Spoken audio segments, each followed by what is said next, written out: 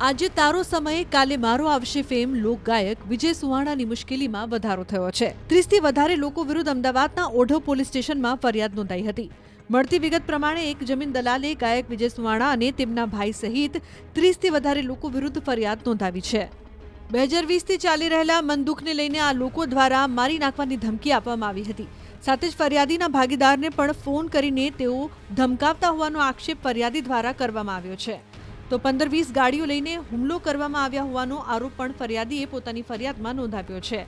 હાલ ઓઢવ પોલીસે સમગ્ર મામલે ગુનો નોંધીને વધુ તપાસ હાથ ધરી છે।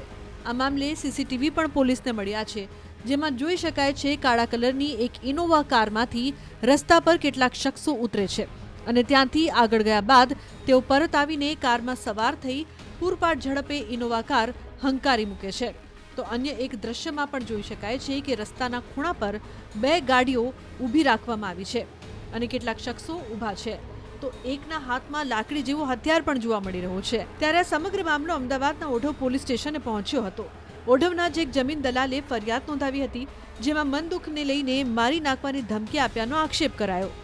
ઉલ્લેખનીય છે કે ગુજરાતના જાણીતા લોકગાયક વિજય સુવાણા કોઈને કોઈ પ્રકારે માધ્યમોમાં ચર્ચામાં જોવા મળતા હોય છે। ત્યારે આજરોજ વિજય સુવાણા તેમના ભાઈ અને તેમના મિત્રો સામે ઓઢવ પોલીસ સ્ટેશન ખાતે ફરિયાદ નોંધાતા ફરી તેમના નામની ચર્ચા શરૂ થઈ છે। સમગ્ર મામલે પોલીસ શું એક્શન લે છે તે તો આવનારો સમય જ જણાવશે। આ 40 ગાડીઓ 30 ગાડીઓ અને 10 બાઇકો રિક્ષા સાથે લાકડી ધારિયા તલવાર સાથે આ લોકો બધા જ લોકો દારૂના નશામાં મારી ઓફિસ જે ઘરથી વોકિંગ ડિસ્ટન્સમાં છે ત્યાં પહોંચી ગયેલ હતા। તોડફોડ કરવાનો પ્રયત્ન કરેલ, મને જાનથી મારી નાખવાનો પ્રયત્ન કરેલ।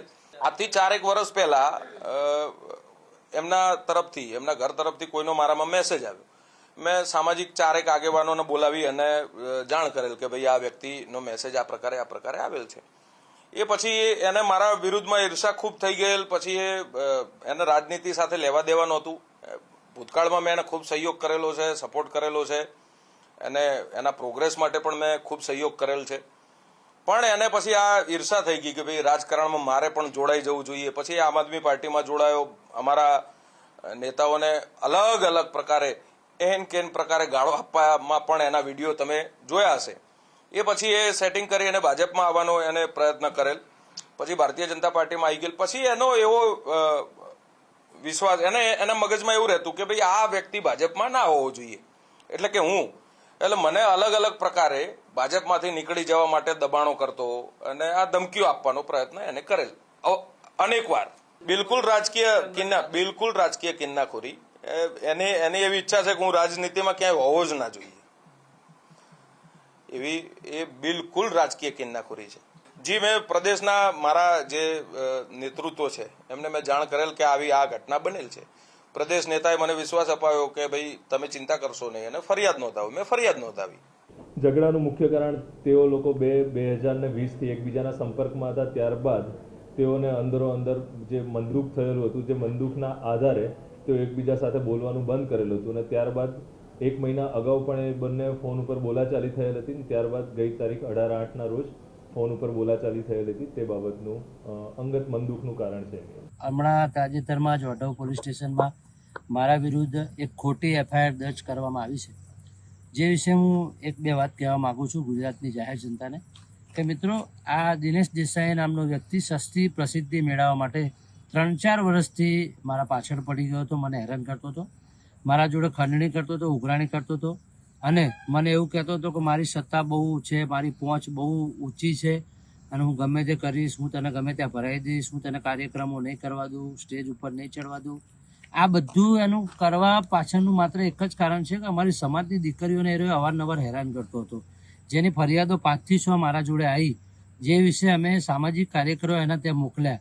આ વાત એને ખટકી અને એને મને સીધી ધમકી આપી કે આ બાબતે કોઈ મારા ઘરે આવવું જોઈએ, મારા કોઈ પ્રશ્ન પૂછવા જ નહીં અને સત્તાનો દુરુપયોગ કરીને આને અત્યારે મારા વિરુદ્ધ એફઆઈઆર દર્જ કરાઈ છે।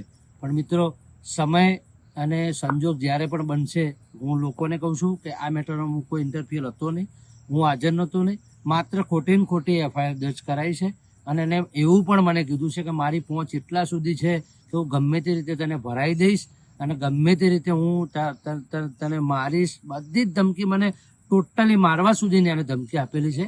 એવું હું ન્યૂઝ ચેનલ સામે તમારા સામે સ્વીકાર કરું છું કે આ સતત મને રાત દિવસ ધમકીઓ આપતો હતો. છેલ્લે મેં કંટાળીને મારા સામાજિક કાર્યકરો મોકલ્યા કે ભાઈ તારે શું છે, તું કેમ આ છોકરાને હેરાન કરે છે. તો એમના પરિવાર તરફથી અમે ગયા હતા, અમારા લોકો બધા ત્યાં મળવા માટે. ત્યારે એમના પરિવાર તરફથી ગાલી ગલોચ કરવામાં આવ્યું અને ત્યાંથી અમારા લોકોને ભાગી જવા કહ્યું, નહીં તો કંઈ હિંસક હુમલો થશે એવું કર્યું. તે છતાં બી એફઆઈઆર થઈ. હું એ જ વિચારમાં છું કે એફઆઈઆર બી કેવી રીતે થઈ શકે કે જે વ્યક્તિએ કોઈને નુકસાન નથી કર્યું, નથી ગાડીઓને કર્યું, નથી પરિવારને કર્યું, તે છતાંય જો એફઆઈઆર થતી હોય ગુજરાતમાં તો એ વિશે પણ મારે જાણવું છે.